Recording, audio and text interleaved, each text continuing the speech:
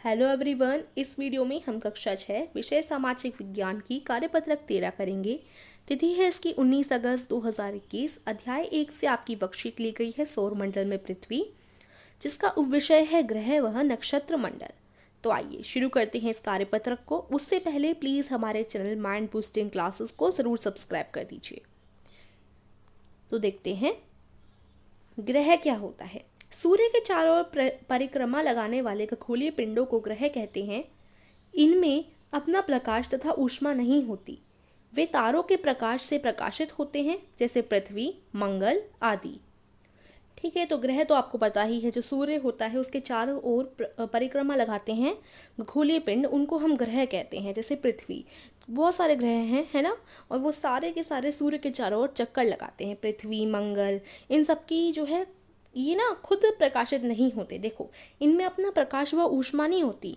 वे तारों के प्रकाश से प्रकाशित होते हैं। पृथ्वी, मंगल, ये सारे जो ग्रह हैं वो किसके प्रकाश से प्रकाशित होते हैं? तारों के प्रकाश से। ठीक है, तो ये हमने ग्रह पढ़े। अब नक्षत्र मंडल। तारों के समूह मिलकर विविध प्रकार की आकृतियां बनाते हैं, इन्हें नक्षत्र मंडल कहा जाता है। तो तारे यानी जो स्टार्स होते हैं, जो आप आसमान में देखते हैं, जो तारे होते हैं, वो मिलकर अलग अलग प्रकार की क्या बनाते हैं? आकृतियां बनाते हैं। जैसे यहाँ आप देख रहे होंगे, ये सारे तारे मिलकर इस प्रकार की आकृतियां बना रहे हैं। कुछ तारे ऐसे समूह में हो गए तो इस प्रकार की आकृति मिल गई। तो समूह में जो तारे होते हैं वो विविध प्रकार की आकृतियां बनाए, तो उन आकृतियों को हम नक्षत्र मंडल कहते हैं।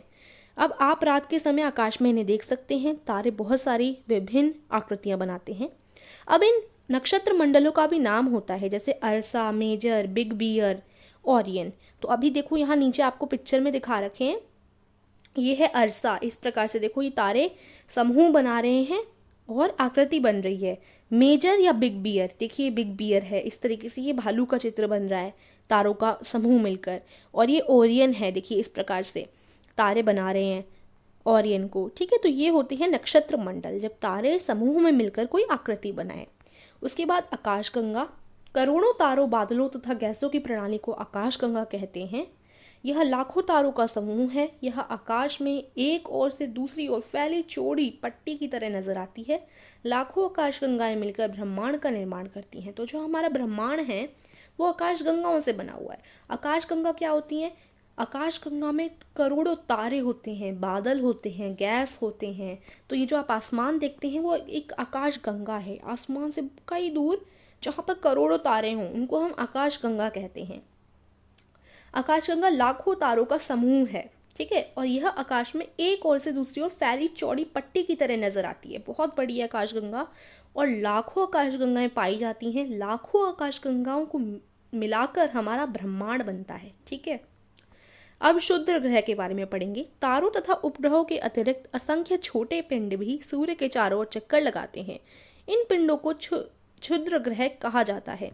अब आपको पता है, जो हमारे तारों तथा उपग्रहों के अतिरिक्त छोटे पिंड भी, मतलब सूर्य के आसपास ग्रह चक्कर लगाते हैं, तारे चक्कर लगाते हैं। उपग्रह यानी जो हमारा चंदा है, चंद्रमा है, वो भी एक उपग्रह है, तो वो भी चक्कर लगाते हैं सूर्य के चारों ओर। अब इन सब के अलावा कुछ छोटे छोटे से क्या होते हैं? छोटे पिंड होते हैं, यानी छोटे पत्थर तरीके के होते हैं। अब इन छोटे छोटे पत्थरों को हम शुद्ध ग्रह कहते हैं। ठीक है, तो इन पिंडों को शुद्ध ग्रह कहा जाता है। तो क्षुद्र ग्रह समझ गए आप लोग? जो छोटे छोटे पिंड होते हैं जो सूर्य के चारों ओर चक्कर लगाते हैं उन्हें क्षुद्र ग्रह कहते हैं। उल्का पिंड। सूर्य के चारों ओर चक्कर लगाने वाले पत्थरों के छोटे छोटे टुकड़ों को उल्का पिंड कहते हैं। तो अभी तो हमने क्या पढ़ा? क्षुद्र ग्रह और उल्का पिंड दोनों अलग अलग हैं। क्षुद्र ग्रह में तो छोटे पिंड, जो छोटे पिंड होते हैं, यानी देखो ग्रह बड़े होते हैं, ग्रह से जो छोटे ग्रह होते हैं, मान लो एक तरीके से, मतलब छोटे छोटे पिंड होते हैं, उनको हम क्षुद्र ग्रह कहते हैं, यानी छोटे ग्रह। और उल्का पिंड वो होते हैं जो कि चक्कर लगाने वाले पत्थरों के छोटे छोटे टुकड़े। कभी बहुत सारे ग्रह हुआ करते थे, अब मान लो एक ग्रह टूट गया तो उसके पत्थर बच गए। अब वो पत्थर जब सूर्य के चक्कर लगाएंगे तो उनको हम उल्का पिंड कहेंगे। ठीक है, सूर्य के चारों ओर चक्कर लगाने वाले पत्थरों के छोटे छोटे टुकड़ों को उल्का पिंड कहते हैं। अब यही हमारी वर्कशीट थी। अब प्रश्नों की तरफ बढ़ते हैं। प्रश्न 1 है, ग्रह किसे कहते हैं? तो देखो यहाँ पूरी वर्कशीट में आपके आंसर दे रखे हैं। ये ग्रह का आपकी डेफिनेशन होगी, इसको आप लिख लेंगे। ग्रह किसे कहते हैं? यहाँ से आप लिखेंगे सूर्य के चारों ओर परिक्रमा लगाने वाले खगोलीय पिंड को ग्रह कहते हैं। ठीक है, और देखो या तो आप शॉर्ट में लिखना चाहो तो इधर से लेकर आप लोग इधर तक लिख सकते हो। ठीक है, इधर से लिखकर इधर तक लिख देना। अगर आप लॉन्ग लिखना चाहो तो आप पूरा ही लिख सकते हो, पूरा जो ग्रह की डेफिनेशन दे रखी है वो लिख सकते हो। ठीक है, तो अभी मैं आपको शॉर्ट में ही बता देती हूँ। ये जो आंसर है वो आंसर नंबर 1 है, ये आप लिख लेंगे। अब प्रश्न 2 देखते हैं।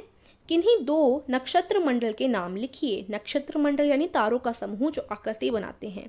तो 2 नक्षत्र मंडल के नाम लिखने हैं, ये देखिए यहाँ से आप लिख देंगे अर्सा, मेजर या बिग बियर। ये 2 हो गए आपके, अर्सा, मेजर या बिग बियर, इन दोनों के नाम लिख लो। ठीक है, ये आंसर नंबर आपका 2 हो जाएगा। नेक्स्ट प्रश्न देखते हैं।